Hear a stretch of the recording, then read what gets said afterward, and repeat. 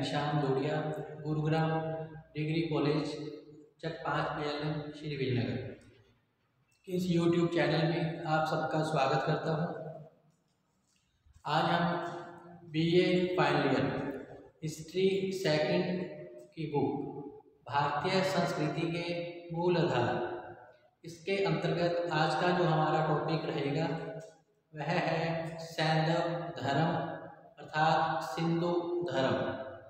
इससे पिछले वीडियो में हमने भारतीय संस्कृति के मूल आधार के अंतर्गत भारतीय समाज और संस्कृति की प्रमुख विशेषताओं की जानकारी प्राप्त की थी और आज के इस वीडियो में हम सैंधवकालीन धार्मिक दशा या सिंधु धर्म के बारे में जानकारी प्राप्त करेंगे। जैसा कि सिंधु सभ्यता का भारतीय इतिहास में अत्यधिक महत्व रहा है, क्योंकि इस सभ्यता की खोज से पूर्व हमें मौर्य काल से पहले की पुरातात्विक ऐतिहासिक सामग्री की हमें बहुत कम मात्रा में जानकारी उपलब्ध रही थी। लगभग अर्ध शताब्दी पूर्व तक वैदिक सभ्यता को ही प्राचीन मान लिया गया था, किंतु सिंधु सभ्यता की खोज ने भारतीय इतिहास और संस्कृति में एक नया अध्याय जोड़ दिया है। वस्तुतः अगर देखा जाए तो भारतवर्ष का जो इतिहास है वो मानव सभ्यता के प्राचीन पाषाण युग से प्रारंभ हो जाता है, परंतु देश की सुविकसित सभ्यता और संस्कृति का जो इतिहास है वह हमें सिंधु घाटी सभ्यता से प्रारंभ होता है, जो कि वैदिक सभ्यता से भी एक प्राचीन सभ्यता थी। सिंधु सभ्यता प्राचीन होने के बावजूद भी एक नगरीय सभ्यता रही थी, एक विकसित सभ्यता थी और इनकी नगर निर्माण योजना सुसंगठित और सुनियोजित थी। तो इस सभ्यता के अधिकांश जो अवशेष हैं वह सिंधु और उसकी सहायक नदियों के पास पाए गए थे। यही कारण है कि इस सभ्यता का जो नाम है वह सिंधु घाटी की सभ्यता पड़ा था। सिंधु सभ्यता की जो खोज है वह सर्वप्रथम दयाराम साहनी ने 1921 में की थी। सिंधु सभ्यता के दो प्रमुख नगर रहे थे, हड़प्पा और मोहनजोदड़ो। हड़प्पा और मोहनजोदड़ो। अतः सिंधु सभ्यता को हड़प्पा कालीन सभ्यता के नाम से भी जाना जाता है।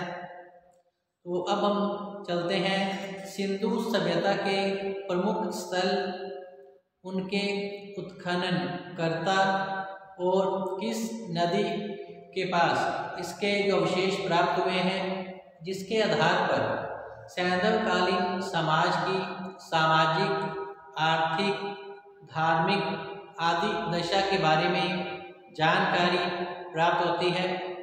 तो यह जानकारी हमें अवशेषों के आधार पर ही प्राप्त हुई है और यह पता चला है कि सिंधु सभ्यता एक नगरीय सभ्यता थी, विकसित सभ्यता थी और सैंधव निवासी अपने नगरों का निर्माण योजनाबद्ध तरीके से करते थे। योजनानुसार बनाई गई सड़कें, नालियाँ समय समय पर की गई इनकी सफाई, रोशनी की व्यवस्था और इसके अलावा जो कुएं पाए गए हैं या फिर सार्वजनिक स्नानागार मोहनजोदड़ो में पाया गया है, जो कि सिंधु नगर की एक प्रमुख विशेषता रही थी। इसके अलावा इनकी भवन निर्माण कला आदि की जानकारी हमें मोहनजोदड़ो की नगर योजना के अंतर्गत हमें इसकी जानकारी मिलती है। तो अब हम देखते हैं सिंधु घाटी सभ्यता के प्रमुख स्थल कौन से हैं, इनके उत्खननकर्ता कौन थे और यह किस नदी के पास अवशेष प्राप्त किए गए थे। सर्वप्रथम हड़प्पा, सर्वप्रथम है हड़प्पा, जिसकी खोज दयाराम साहनी ने 1921 में की थी और यह रावी नदी के किनारे पर स्थित है हड़प्पा। इसी प्रकार मोहनजोदड़ो, जिसके जो शेष है सिंधु नदी के पास पाए गए थे, इसके उत्खनन करता है राखलदास बनर्जी। मोहनजोदड़ो जिसके उत्खनन करता राखलदास बनर्जी है, 1922 में इसकी खोज की गई थी और यह सिंधु नदी के तट पर इसके अवशेष प्राप्त हुए थे। नेक्स्ट है चानूदड़ो, चानूदड़ो जिसकी उत्खनन करता गोपाल मजूमदार थे, जिन्होंने कि 1931 में इस सभ्यता के अवशेष प्राप्त किए थे और उत्खनन कार्य किया था, जिसके आधार पर तत्कालीन समाज की सांस्कृतिक दशा के बारे में महत्वपूर्ण जानकारी हमें प्राप्त होती है और यह सिंधु नदी के तट पर है। इसके अलावा नेक्स्ट है कालीबंगा, जिसकी जो उत्खनन करता बीबी लाल थापर रहे हैं,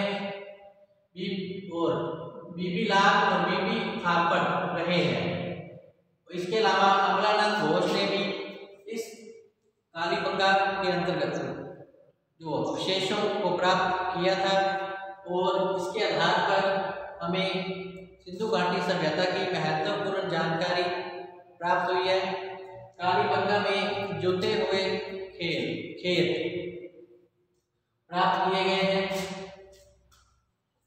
और यह घग्गर नदी जो है ये कालीबंगा जो है घग्गर नदी के तट पर है, अर्थात हनुमानगढ़ जिले में, ये राजस्थान में है। इसी प्रकार फोर्ट डीजे, जिसकी उत्खनन करता फजल अहमद थे, इन्होंने 1953 में उत्खनन कार्य किया था और यह सिंधु नदी के तट पर है। फोर्ट डीजे अर्थात उत्खनन करता फजल अहमद, वर्ष है 1953 और यह सिंधु नदी तट पर है। नेक्स्ट है रंगपुर, जिसकी उत्खनन करता रंगनाथ राघव है। रंगपुर जिसके उत्खनन करता रंगनाथ राघव है, इन्होंने 1953 और 54 में उत्खनन कार्य किया था और यह बादल नदी के तट पर स्थित है। नेक्स्ट है रोपड़, जिसके उत्खनन करता यज्ञदत्त शर्मा है। रोपड़ जिसके उत्खनन करता यज्ञदत्त शर्मा है, इन्होंने 1953 और 56 में उत्खनन कार्य करवाया था और इस उत्खनन कार्य के आधार पर प्राप्त अवशेषों के आधार पर तत्कालीन समाज और सभ्यता की प्रमुख जानकारी प्रदान की गई थी और यह सतलुज नदी के तट पर है। इसके अलावा लोथल जो महत्वपूर्ण स्थल रहा है, इसके उत्खनन करता भी रंगनाथ राव रहे हैं, जिन्होंने 1955 और उसके पश्चात 1962 में जो उत्खनन का कार्य किया था और यह भोगवा नदी के तट पर है। नेक्स्ट है आलमगीर पुल, जिसके उत्खनन करता यज्ञदत्त शर्मा जी रहे हैं, इन्होंने 1958 में उत्खनन कार्य करवाया था और यह हिंडन नदी के तट पर है। फिर है सुत कांगेडोर, जिसे कि जाल डेल्स ने 1927 और 1962 में सुत कांगेडोर में उत्खनन कार्य किया गया था, तो यह जो है दार्शक नदी के तट पर है। नेक्स्ट है बनमाली, प्रमुख स्थल है इसका सिंधु घाटी सभ्यता का बनमाली, जिसके उत्खनन करता रविंद्र सिंह जी रहे हैं, इन्होंने 1974 में उत्खनन का कार्य शुरू किया था और तत्कालीन समाज सभ्यता और संस्कृति की महत्वपूर्ण जानकारी प्रदान की गई थी। यह रंगोई नदी के तट पर है। इसके अलावा धौलावीर जिसके उत्खनन करता रविंद्र सिंह जी हैं। धौलावीर जिसके उत्खनन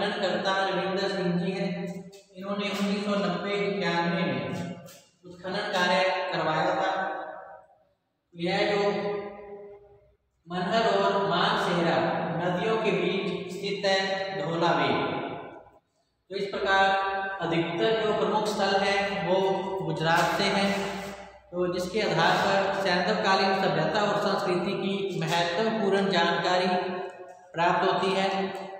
तो इस प्रकार संक्षेप में अब तक की पुरातात्विक खुदाई से स्पष्ट हो चुका है कि सभ्यता का जो विस्तार है वह अफगानिस्तान, बलूचिस्तान, सिंध, पंजाब, गुजरात, पश्चिम राजस्थान, कालीबंगा और उत्तरी भारत में गंगा घाटी तक व्यापक रहा था।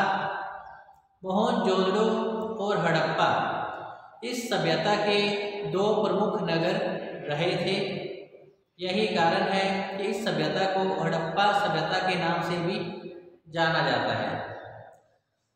तो आइए चलते हैं प्रमुख स्थल उत्खननकर्ता के पश्चात अब हम चलते हैं इस सभ्यता का काल क्या रहा था। इस सभ्यता के कालक्रम के बारे में जानकारी प्राप्त करते हैं। तो सिंधु सभ्यता के काल के प्रश्न पर विद्वानों में भारी मतभेद रहा है। अलग अलग विद्वानों के अनुसार इस सभ्यता का जो कालक्रम है वह भिन्न भिन्न बताया गया है और अलग अलग पुस्तकों में भी इसके कालक्रम में भिन्नता देखी गई है। जैसा कि सर जॉन मार्शल के अनुसार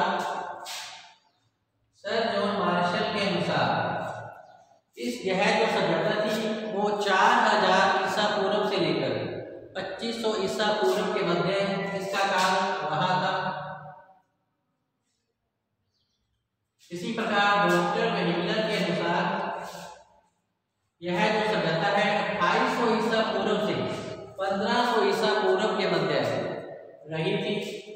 इसके अलावा डॉक्टर B.A. स्मिथ के अनुसार इस सभ्यता का जो काल है वह 2500 ईसा पूर्व से 1500 ईसा पूर्व के मध्य माना गया है।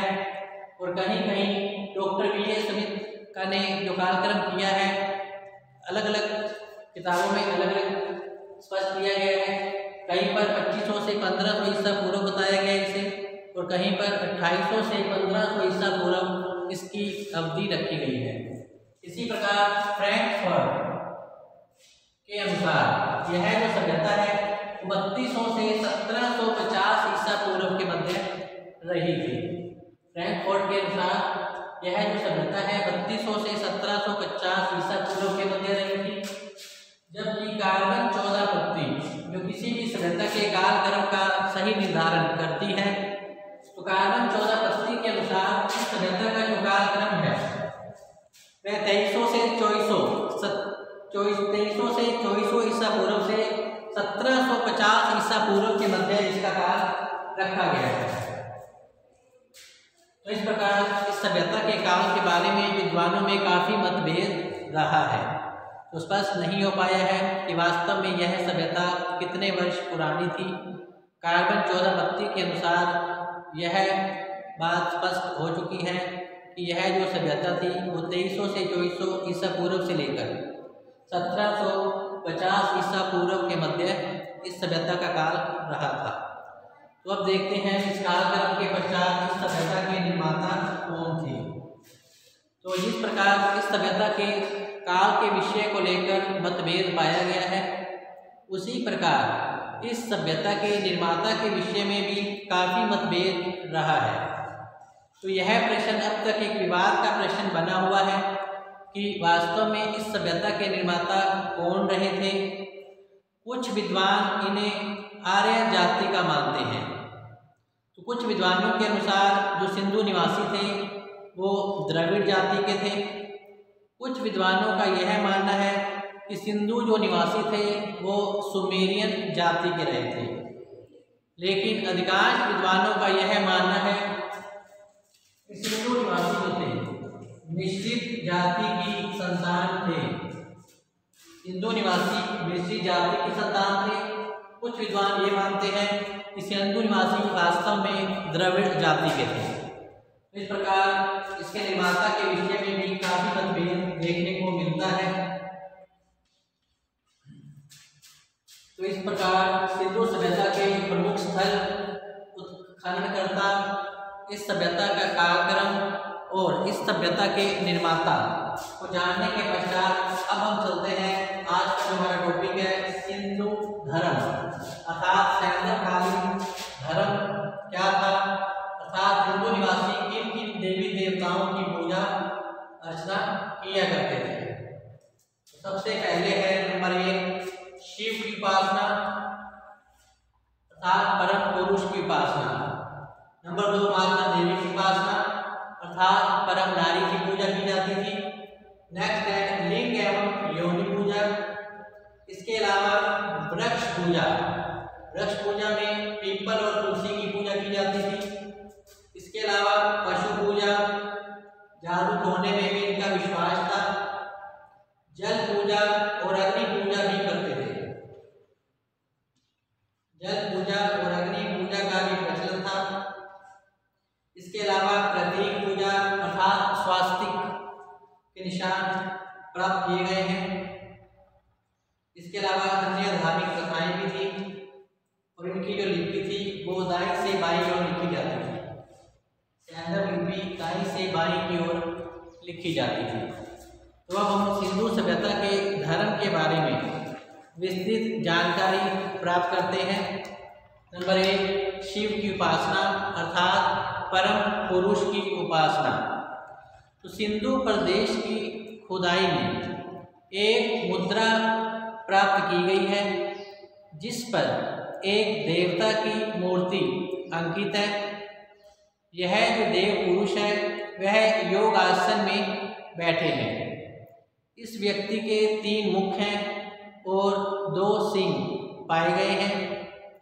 इस आधार पर सर जॉन मार्शल ने यह अनुमान लगाया है कि यह जो मूर्ति है भगवान शिव की है, अर्थात सिंधु जो निवासी थे वो परम पुरुष के रूप में भगवान शिव की पूजा आराधना किया करते थे। तो परम पुरुष के रूप में भगवान शिव की पूजा का प्रचलन उस समय रहा था। इस बात की पुष्टि खुदाई में प्राप्त अवशेषों के आधार पर की गई है। इसी प्रकार नेक्स्ट है माता देवी की उपासना अर्थात परम नारी के रूप में माता देवी की उपासना उस समय की जाती थी। तो खुदाई में नारियों की मूर्तियां अधिक पाई गई हैं। तो इससे यह अनुमान लगाया गया है कि उस समय माता देवी की उपासना की जाती थी। जो माता देवी थी वो पूरे संसार की पालिका पोषिका समझी जाती थी। इस कारण सैंधव निवासी परम नारी के रूप में माता देवी की पूजा किया करते थे। नेक्स्ट है लिंग एवं योनि पूजा 3 नंबर।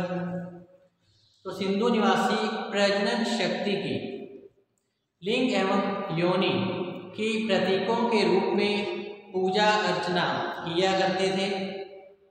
हड़प्पा और मोहनजोदड़ो में लिंग पाए गए हैं। हड़प्पा और मोहनजोदड़ो में काफ़ी संख्या में लिंग पाए गए हैं। तो शिव के प्रतीक होने के कारण ही यह पवित्र समझे जाते थे और इनकी पूजा अर्चना की जाती होगी। अतः ऐसा अनुमान है कि ये लोग लिंग एवं योनि की पूजा किया करते थे। इसके अलावा नेक्स्ट है वृक्ष पूजा का प्रचलन। तो सिंधु निवासी उस समय पीपल, तुलसी, नीम, खजूर आदि वृक्षों की पूजा उस समय की जाती थी। तुलसी और पीपल की पूजा विशेष रूप से उस समय प्रचलन में थी। हमारे हिंदू समाज में भी तुलसी और पीपल की पूजा आज भी की जाती है। अतः जो सिंधु निवासी थे वो वृक्ष को देवता मानकर उसकी पूजा किया करते थे। 5 नंबर पे है जादू टोने में पशु पूजा। 5 नंबर पे है पशु पूजा। तो प्राप्त मुद्राओं पर जो खुदाई में प्राप्त मुद्राएं हैं उस पर बैल, भैंस और भैंसे के चित्र पाए गए हैं। तो इस आधार पर यह स्पष्ट किया गया है कि सिंधु निवासी के जो लोग थे वो पशु पूजा भी किया करते थे। इसके साथ साथ नाग पूजा का भी प्रचलन उस समय रहा था। अर्थात सिंधु निवासी नाग को देवता मानकर इनकी पूजा किया करते थे। 6 नंबर पे है जादू टोने में विश्वास। तो खुदाई में प्राप्त अवशेषों के आधार पर यह स्पष्ट किया गया है कि सिंधु निवासी भूत प्रेत से बचने के लिए हाथों पे ताबीज बांधते थे, अर्थात जादू टोने में इनका विश्वास रहा था और ये लोग ताबीज का प्रयोग किया करते थे और बीमारियों से बचने के लिए झाड़ फूक का ये उपयोग करते थे। फिर नेक्स्ट है जल पूजा, अग्नि पूजा। नेक्स्ट है जल और अग्नि पूजा। तो सिंधु घाटी के लोग जो थे वो पवित्र स्थान और जल पूजा में उनका गहरा विश्वास था। वे पर्वों पर नदी और कुंडों में स्नान कर पुण्य कमाते थे। इसके अलावा खुदाई में अग्निकुंड प्राप्त किए गए हैं, जिससे यह स्पष्ट होता है कि सैंधव निवासी अग्नि पूजा भी करते थे। इस प्रकार सैंधव निवासी जल और अग्नि पूजा को महत्व देते थे। नेक्स्ट है जल पूजा के पश्चात प्रतीक पूजा। प्रतीक पूजा